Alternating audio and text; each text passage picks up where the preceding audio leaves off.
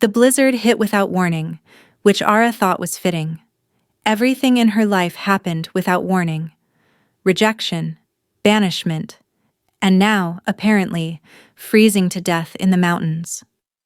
She'd been walking for 6 hours since the Frostpeak Pack had cast her out.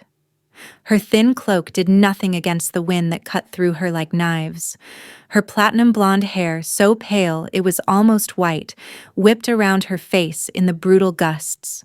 Her skin, already naturally pale enough that people whispered she was cursed, had taken on a bluish tinge from the cold. Her gray-blue eyes could barely see through the driving snow that seemed determined to blind her. Ara knew she was going to die. The rejection ceremony had been this morning, and by tonight she'd be a frozen corpse in the wilderness. There was a certain poetry to it, she supposed. Born unwanted, died alone. A life bookended by rejection. Her parents had abandoned her at the Frostpeak Pack's border when she was 3 days old. The pack healer said she'd been wrapped in a thin blanket with nothing else. No note, no explanation. Just a too pale baby with too pale hair left in the snow like trash someone wanted to discard. Too pale, too strange-looking, too much of a reminder that not all children were blessings. The pack had taken her in out of obligation to Moon Goddess Law, raising her in the orphan house with the other unwanted pups. She'd never known love, never known belonging, never known anything but the knowledge that she was different, and that difference was dangerous. The other orphans had at least had stories about their parents, reasons why they'd been given up. Ara had nothing but questions no one could answer, and an appearance that made people uncomfortable. When she'd presented as an Omega at 16, there'd been a brief flicker of hope. Omegas were valuable, even strange-looking ones. They could bear strong pups, could soothe pack tensions, could be useful in ways that transcended appearance. But as the years passed, and no one claimed her, that hope had died a slow, painful death. At 23, she'd been the oldest unclaimed Omega in the pack, an embarrassment they couldn't quite figure out what to do with. Then Garrett had solved their problem. Garrett, a mid-ranking beta who'd been assigned to mate with her because no one else would volunteer. He'd taken one look at her on their wedding day, at her too pale hair and too pale skin and too pale eyes, and he'd publicly rejected her in front of the entire pack. "I won't mate with a ghost," he'd said, his voice carrying across the ceremony clearing with cruel clarity. "She's unnatural, cursed. I want a real Omega, not whatever this thing is. Look at her. She's barely even a wolf. I refuse." The pack had agreed enthusiastically. The Alpha had banished her immediately, not even giving her time to gather proper supplies or say goodbye to the few people who'd shown her kindness. Just a cloak, the clothes on her back, and orders to be gone before sunset or face execution for trespassing. So, she'd walked into the mountains, into the coming storm, because where else was there to go? Now, 6 hours later, Ara was lost, frozen, and dying. The blizzard had erased any sense of direction. She couldn't see more than a few feet ahead. Her legs were giving out, her body shutting down from hypothermia. She couldn't feel her fingers or toes anymore. This was it. This was how she'd die. Alone and frozen, exactly as everyone had always expected. But then she felt it. A pull. An instinct so strong it was almost physical, tugging her to the left, away from the path she'd been following, toward what looked like a sheer cliff face that would surely mean her death if she tried to climb it in this weather. Ara had learned to trust her instincts over her 23 years. They were the only thing that had kept her alive in a pack that didn't want her, that had warned her when Garrett was coming so she could make herself scarce, that had guided her to the safest routes through hostile territory. So despite her exhaustion, despite the seeming impossibility of it, she followed the pull with the last of her strength. And there, hidden behind an outcropping of rock that had been completely invisible from any other angle, was a cave. Relief flooded through her so intensely that she almost collapsed right there in the snow. Shelter. She'd found shelter. The moon goddess hadn't abandoned her completely. Ara stumbled toward the cave entrance, already imagining the respite from the wind when she heard it, a whimpering, low and pained, coming from inside the cave. Every survival instinct screamed at her to run. Injured animals were dangerous, unpredictable. Whatever was in that cave could kill her. But the whimpering came again, weak and desperate. And Ara's healer heart, the one her caretakers at the orphan house had carefully nurtured because even unwanted children needed skills that might make them useful someday, overrode her caution. She stepped into the cave and stopped dead. Wolves. 12 of them, all enormous, all with pure white fur that seemed to glow even in the dim light filtering through the cave entrance. They were arranged in a rough circle, and they were clearly in distress. Some were shivering violently despite their thick winter coats. Some had visible injuries, blood matting their pristine fur. All of them looked like they were freezing to death despite being built for northern climates. Ara recognized the signs immediately. These wolves were too large, too well built, too coordinated in their positioning, even while injured, to be anything else. Elite guard. The way they'd arranged themselves spoke of military training, of warriors who maintained formation even in crisis. They were elite soldiers from one of the great packs, probably caught in the same blizzard that had trapped her. She should leave, should find another cave, another shelter. Elite guards served powerful alphas, and those alphas didn't look kindly on strangers interfering with their property. She'd heard stories of omegas being executed for lesser offenses. But as Ara stood there watching them suffer, watching their labored breathing, and seeing the blood on the cave floor, she knew she couldn't walk away. "I'm going to help you," she said softly, her voice barely audible over the wind howling outside. "If you'll let me." The 12 white wolves all turned to look at her simultaneously, a coordinated movement that confirmed their elite status. Their eyes were various shades of blue and silver, pale and striking, and they were watching her with an intensity that made her want to back away. But she stood her ground, meeting their gazes steadily, waiting for them to make the first move.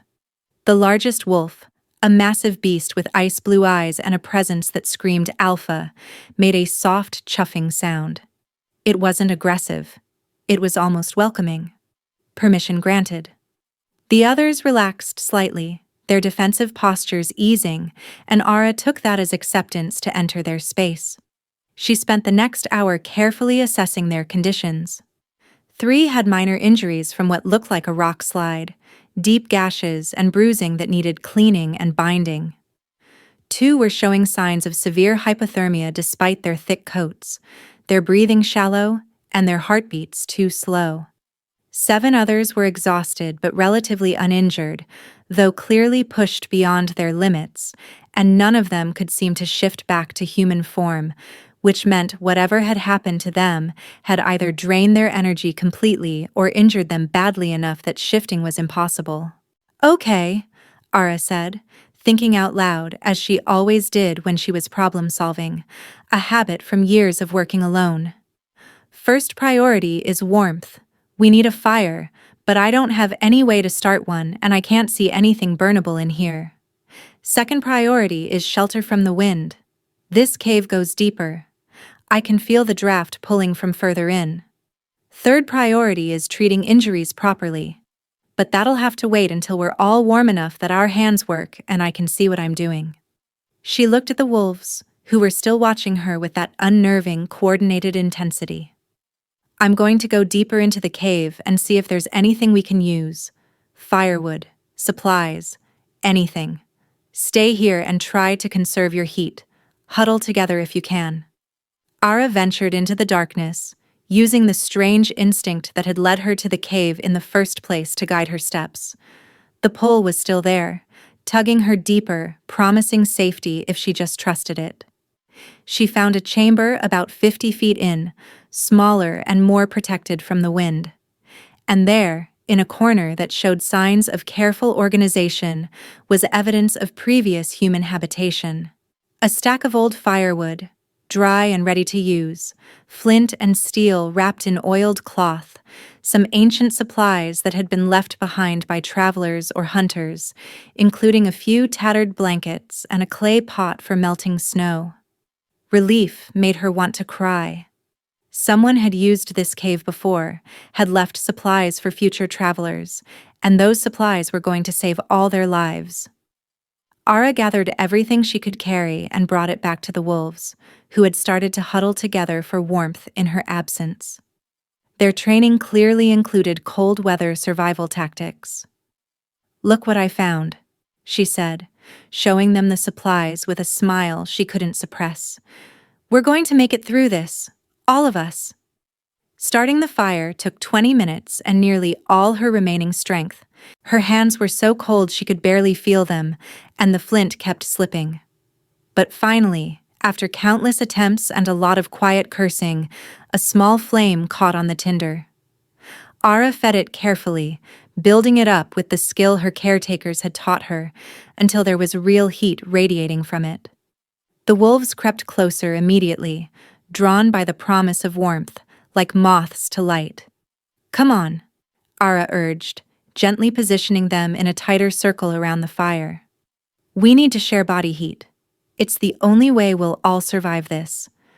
I know you're trained warriors, and you probably hate showing weakness, but right now survival matters more than pride." She worked methodically, positioning the most hypothermic wolves closest to the fire, checking their breathing and heart rates as best she could with numb fingers. She placed the injured ones where she could easily reach them for treatment. Then she treated the injuries themselves, using strips torn from her already thin cloak as bandages, cleaning wounds with melted snow from the clay pot, working with determination despite her exhaustion and the pain in her frozen hands. The largest wolf, the one with the commanding presence, watched her work with those intelligent ice-blue eyes. When she came to check his injuries, she found deep gashes along his ribs that he'd been hiding. "You should have said something," she scolded gently as she cleaned the wounds. "Leaders don't do anyone any good if they bleed out from stubbornness." The wolf made a sound that might have been sheepish, and Ara could have sworn she saw amusement flicker in those pale eyes. By the time she was done treating everyone, it was full night, and the blizzard outside was raging harder than ever. The howling wind sounded like the screams of the damned. Ara fed more wood to the fire, rationing their supply carefully. It would have to last all night at minimum, maybe longer if the storm didn't break by morning. She settled down among the wolves, who had rearranged themselves, without any apparent communication, into something that looked like a living nest with her at the center. Their body heat, combined with the fire, was finally starting to drive away the deadly cold. Ara felt herself begin to thaw, and with the thawing came a bone-deep exhaustion that threatened to pull her under, but she couldn't sleep. Someone needed to keep the fire going. Someone needed to watch for signs that any of the wolves were getting worse, needed to monitor their breathing and check for fever or infection. So Ara stayed awake, feeding the fire methodically, checking on each wolf periodically with gentle hands, and singing softly to pass the time and keep herself alert. She sang the lullabies the caretakers had sung to the orphans when nightmares made them cry. She sang work songs she'd learned in the pack's kitchens where she'd worked for her keep. She sang traveling songs and healing songs and anything else she could remember from her limited experience. Her voice was soft and sweet, trained by years of singing to herself for comfort, and the wolves seemed to find it soothing. Several of them rested their massive heads on her lap or against her sides, and she stroked their fur absently as she sang, marveling at how soft it was, despite the blood and dirt. "The north wind blows cold and the snow falls deep," she sang, her voice barely more than a whisper, but carrying in the quiet cave. "But the fire burns bright and the pack wolves sleep. In the darkness we're safe. In the storm we're warm. Together we'll weather this frozen storm." The moon goddess watches from starlit sky and keeps her children safe and dry. The largest wolf, the one with ice-blue eyes, who she was becoming certain was the alpha of this group, watched her throughout the night. He never slept, she realized with growing concern. He was keeping vigil just like she was, protecting his pack even when he could barely move, even when his own injuries needed rest to heal. The mark of a true leader. Ara met his gaze and smiled softly. "You're a good leader," she told him quietly, not wanting to disturb the others who'd finally managed to sleep. "Your pack is lucky to have you. I hope your alpha appreciates you, whoever he is. I hope he knows what you sacrifice for his territory." The wolf's tail thumped once against the cave floor, a deliberate movement, and something that might have been amusement flickered in those intelligent eyes. There was something almost human in his expression. Something that made her wonder if he understood far more than she was giving him credit for. As the night wore on and exhaustion made her barriers crumble, Ara found herself talking to the wolves, filling the silence with stories about her life. She told them about growing up in the orphan house, about learning to make herself small and quiet and invisible so she wouldn't be noticed, wouldn't be a target, about the other orphans who'd found families while she'd remained unwanted year after year, about watching them leave with tears of joy while she pretended to be happy for them and died a little inside each time. She told them about her wedding day and Garrett's rejection, about standing there in front of the entire pack in a borrowed dress while he declared her too disgusting to touch, about walking into the blizzard with no destination and no hope, fully expecting to die and half relieved at the prospect.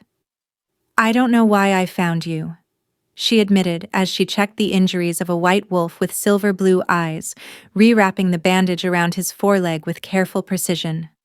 "But I'm glad I did. At least this way, I won't die alone. At least this way, my last act was helping someone. Even if that someone is a pack of wolves who'll probably forget about me the moment this storm ends, and you can shift back and call for your people."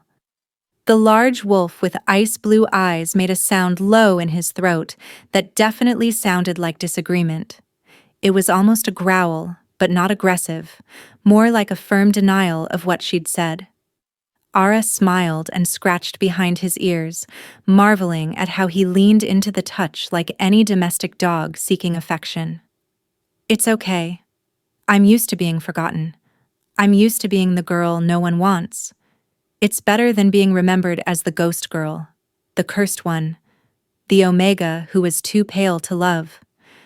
At least, if I'm forgotten, I'm not actively hurting anyone with my existence." The wolf made that disagreeing sound again, louder this time, and several of the other wolves stirred, their ears twitching toward her. She got the distinct impression they were listening even in sleep, and that they didn't like what she was saying.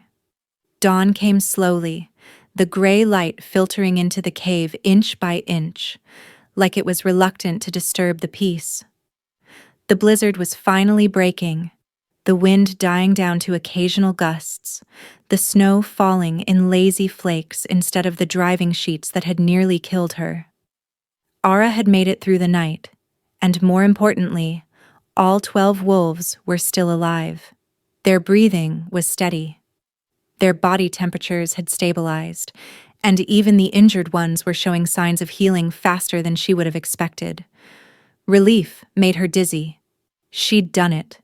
She'd actually done it. She'd saved them all. She was checking the last wolf's bandages, making sure nothing had loosened during the night, when she felt it. A shimmer in the air, a surge of power that made her small Omega wolf press against her consciousness in automatic submission. The 12 white wolves were shifting. Ara scrambled backward, giving them space as their forms blurred and reformed.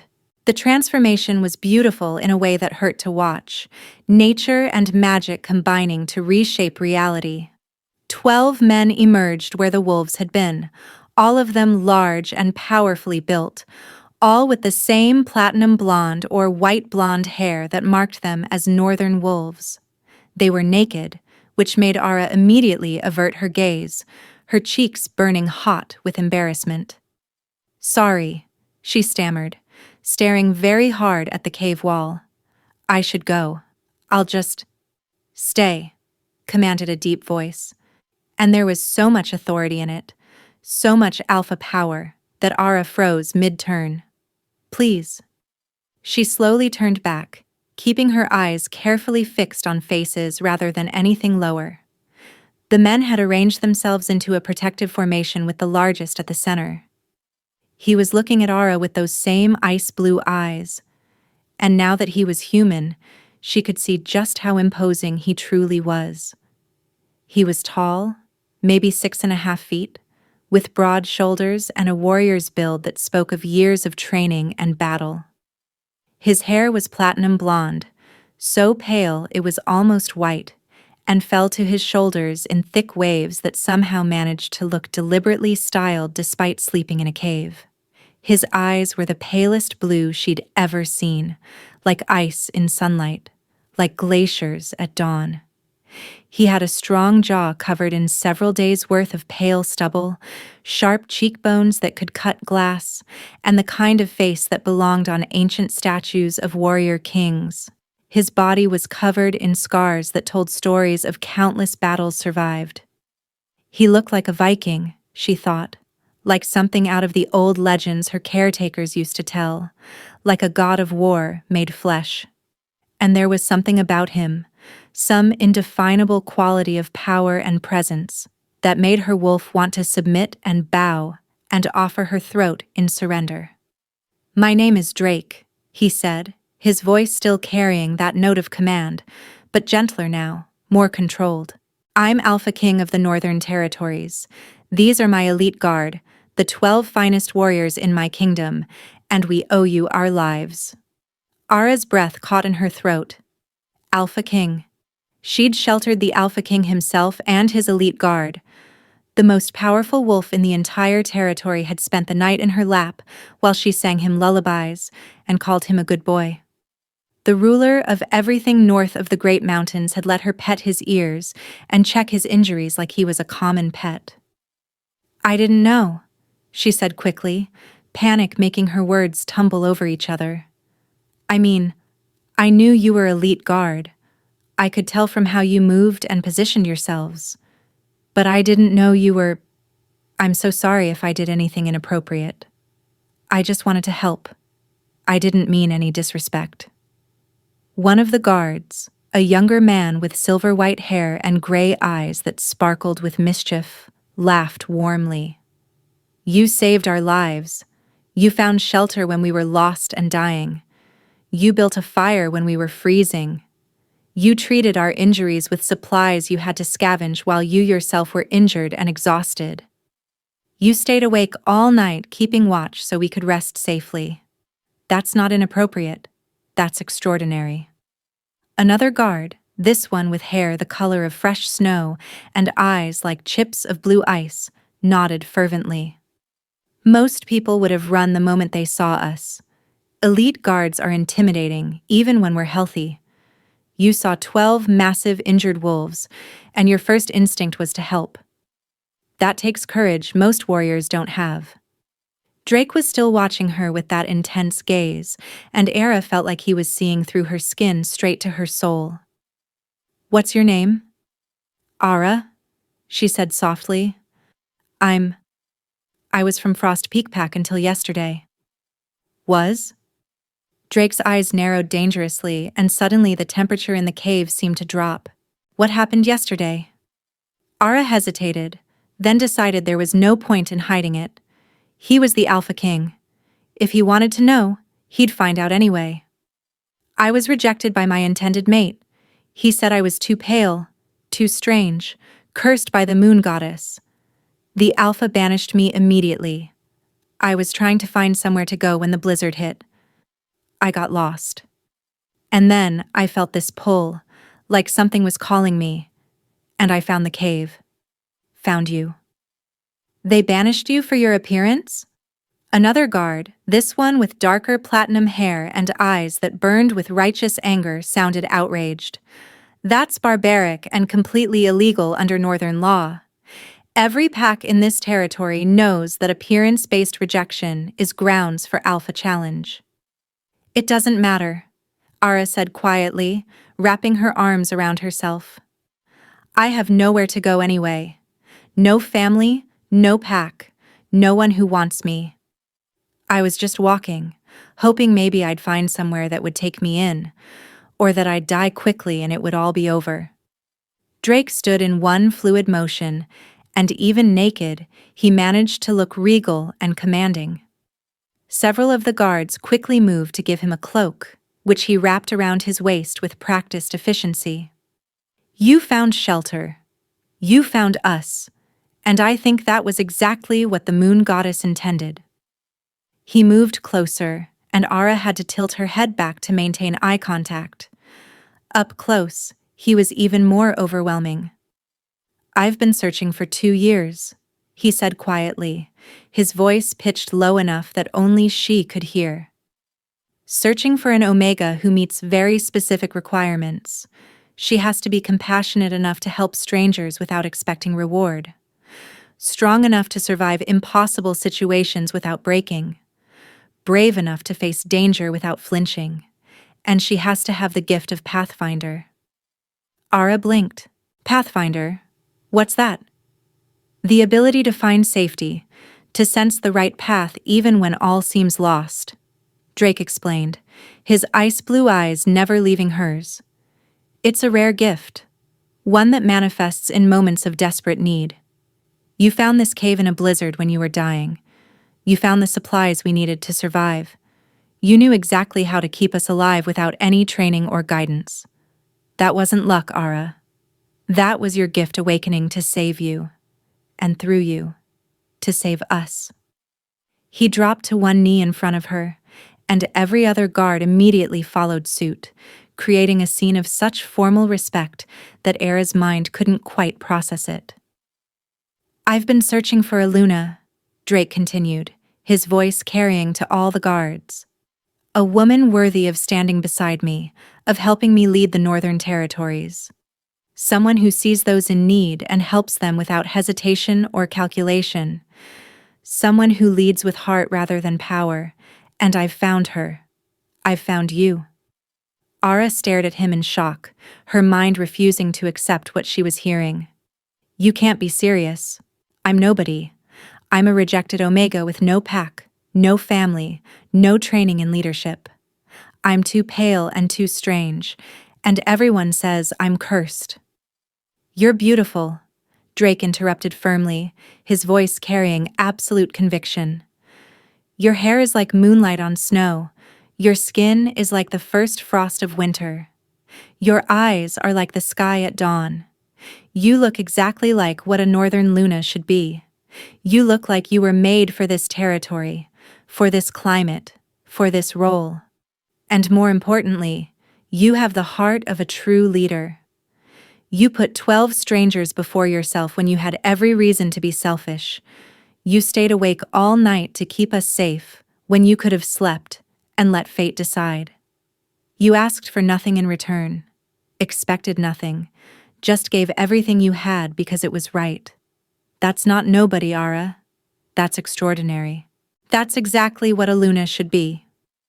He held out his hand, calloused and scarred from years of battle. Be my Luna, be my mate, stand beside me and help me build a territory where wolves like you are valued, not cast out. Where compassion is rewarded, not punished. Where being different is celebrated as a gift, not condemned as a curse. Where no child ever has to grow up feeling unwanted or unloved. Ara's mind was reeling, spiraling, unable to process the enormity of what was happening. She'd gone from rejected and banished to being proposed to by the Alpha King himself in less than 24 hours. It was too much, too fast, too impossible to be real. I need time, she said, her voice shaking so badly she could barely form words. I can't just, I need to think. Of course, Drake said immediately, lowering his hand but not standing, keeping himself at her level rather than towering over her. You've been through trauma. You need time to process, to heal, to decide what you want without pressure or coercion. I'm not asking you to accept right now. I'm asking you to come back to my territory, to see what life could be like, to get to know me and my pack before you make any decisions. Is that acceptable?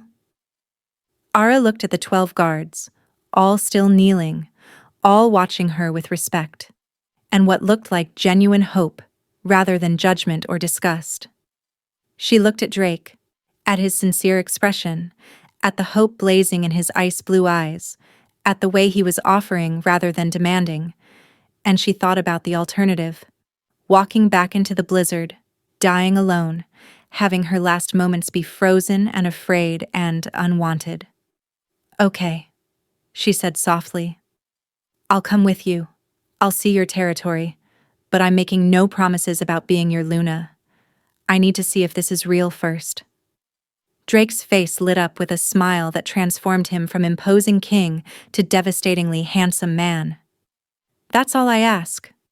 Thank you, Elara, for everything, for saving our lives, for giving me hope, for being willing to try. The Northern Crown Pack. The journey to Drake's territory took 3 days through the mountain passes.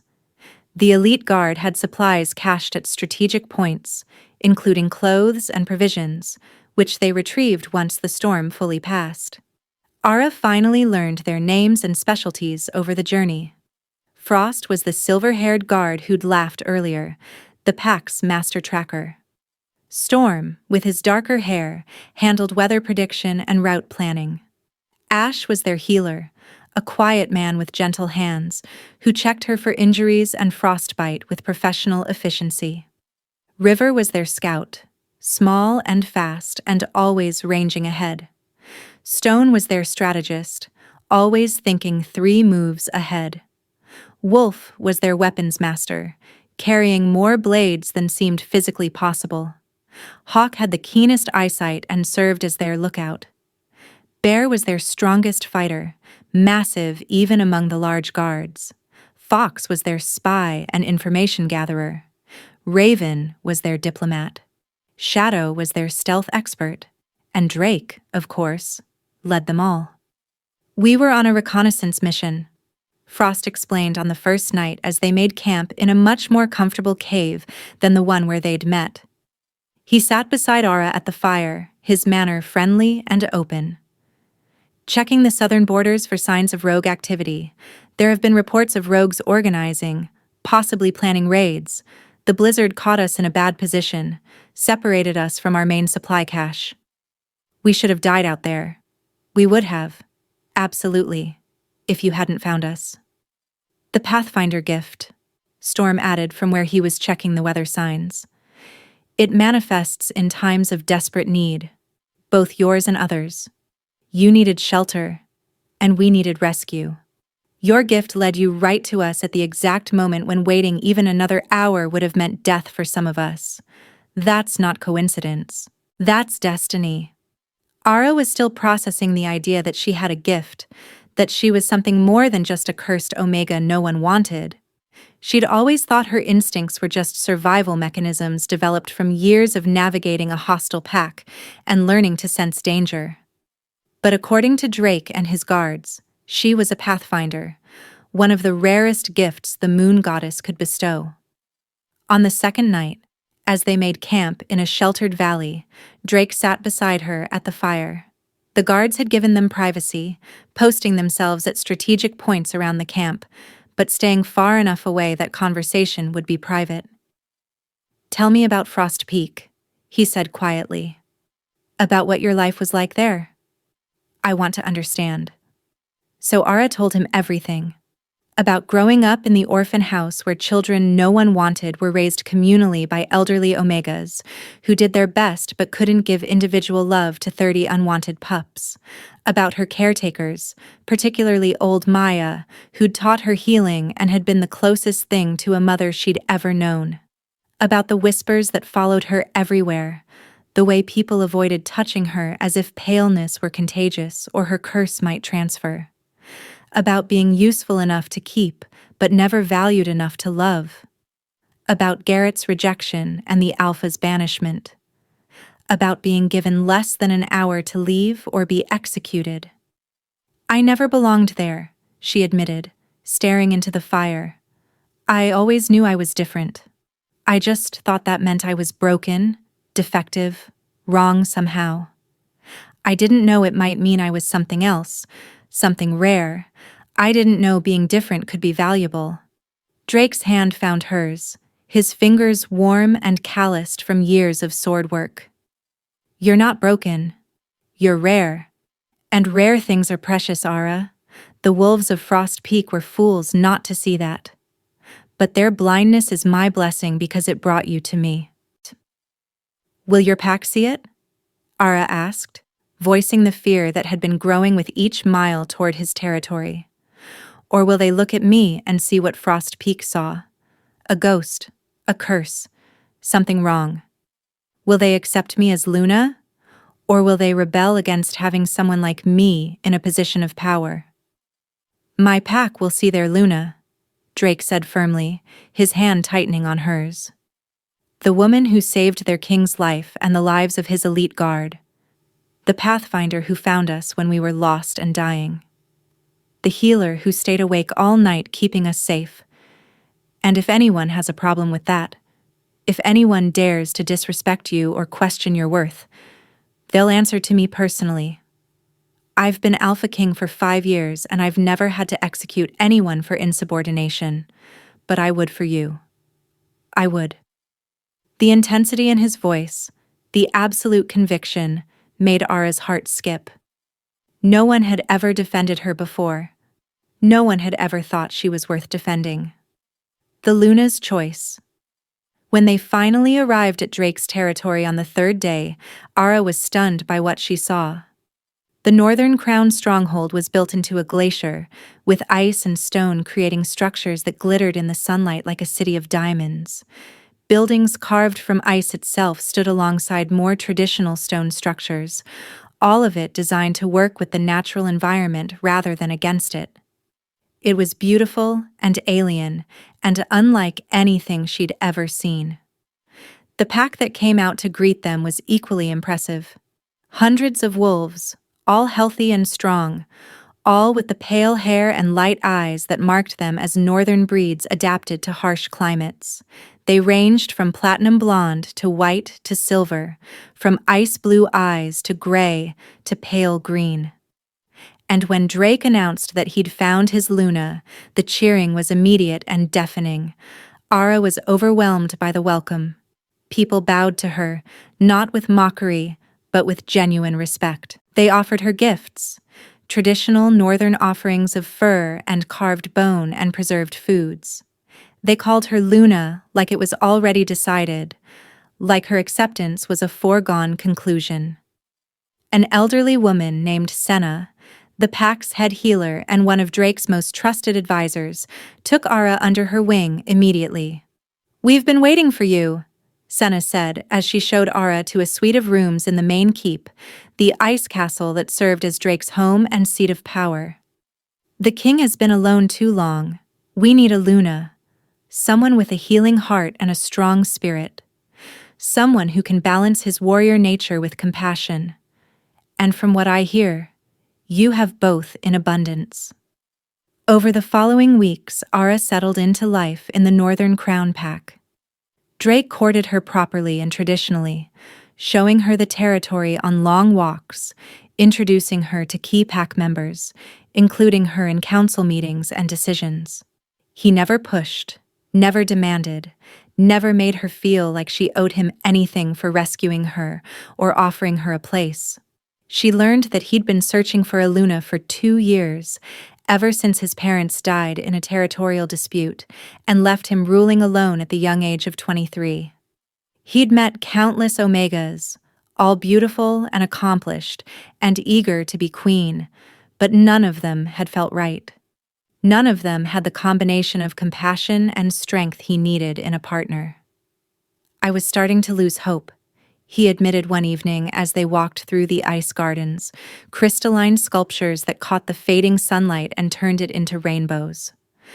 Starting to think maybe the moon goddess didn't have someone for me, that maybe I was meant to rule alone. And then you found us in that cave, and everything made sense. Every rejection I'd given, every Omega who wasn't right, it was all leading me to you. Ara found herself falling in love with him, not just with Drake the Alpha King, but with Drake the man. He was kind to the elderly, spending time with them and listening to their stories. He was patient with pups, often found playing with them in the snow or teaching them basic combat moves.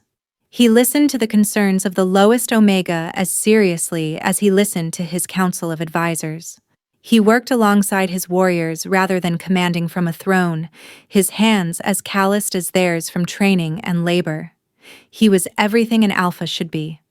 But she was still afraid. Afraid of being rejected again. Afraid of not being good enough. Afraid of losing the fragile happiness she'd found. It was Senna who finally helped her see clearly. "Child," the old healer said one afternoon as they worked together in her medicinal garden, harvesting herbs and roots. "You're letting fear make your decisions. Fear of rejection, fear of not being enough, fear of happiness being taken away. But let me ask you this. Are you happy here?" "Yes," Ara admitted without hesitation. "Happier than I've ever been in my entire life." "Do you love him?" "Yes." The admission came easily now after weeks of denying it to herself. "I love him. I love the way he leads with strength and compassion. I love how he remembers everyone's names and asks about their families. I love how he plays with the pups and respects the elders. I love everything about him." "Then what are you afraid of? That he'll suddenly decide you're not good enough?" "Child, that man walked through 3 days of mountain passes carrying you on his back when you were too exhausted to keep walking. He's declared you his Luna to the entire territory. He looks at you like you hung the moon and stars. He's building you a garden like you described from your childhood dreams. What more proof do you need that you're wanted?" Ara realized Senna was right. She'd been so focused on her past rejections, so trapped in old patterns of fear, that she couldn't see the acceptance right in front of her. Drake had chosen her. His pack had welcomed her. She had a home, a family, and a man who loved her exactly as she was. That night, Ara went to Drake's chambers, her heart pounding with nervous excitement. He answered her knock immediately, concern flickering across his handsome face. "Ara, is something wrong? Are you all right?" "No," she said, unable to stop the smile spreading across her face. "Nothing's wrong. Everything's right. For the first time in my life, everything's right. And I have an answer for you." Drake's breath caught, hope and fear warring in his ice-blue eyes. "And yes," Ara said simply, feeling the rightness of it settle into her bones. "I'll be your Luna, your mate, your partner. I'll stand beside you and help you lead this pack because I love you, Drake. I love you and this place and these people, and I want to spend the rest of my life here with you, building something beautiful." Drake pulled her into his arms and kissed her, deep and passionate and full of promise. When they finally broke apart, both breathing hard, he rested his forehead against hers. "I love you too," he said roughly, his voice thick with emotion. "From that first moment in the cave, when you didn't hesitate to help 12 strange wolves, when you stayed awake all night to keep us safe, when you sang to us like we were precious, when you gave everything you had without asking anything in return, I've loved you from the very beginning." The Luna of the North. The mating ceremony was held under the full moon 2 weeks later, with the entire Northern Crown Pack in attendance. Ara wore a dress of pure white fur and ice-blue silk that seemed to be made of winter itself. Her platinum hair was adorned with crystals that caught the moonlight and made her look like an ice princess from ancient legends. The 12 elite guards stood as witnesses, all of them healthy and whole thanks to her care, their white formal uniforms making them look like an honor guard of winter soldiers. When Drake marked her neck, claiming her as his mate before the moon goddess and all witnesses, the pack howled in celebration. The sound echoed through the glacier, through the ice palace, through the entire territory. A song of joy and belonging and new beginnings that Ara felt in her very soul.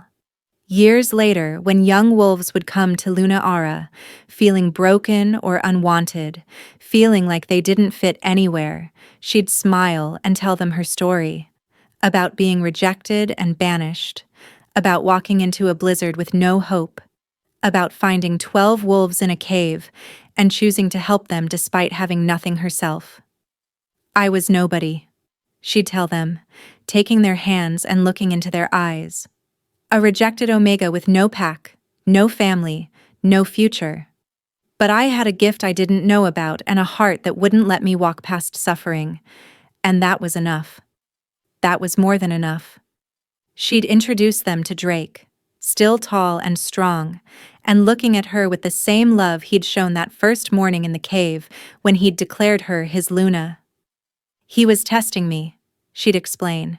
Testing potential Lunas to see who would help strangers without expecting reward, who would sacrifice their own comfort for others' safety, who would lead with compassion rather than power.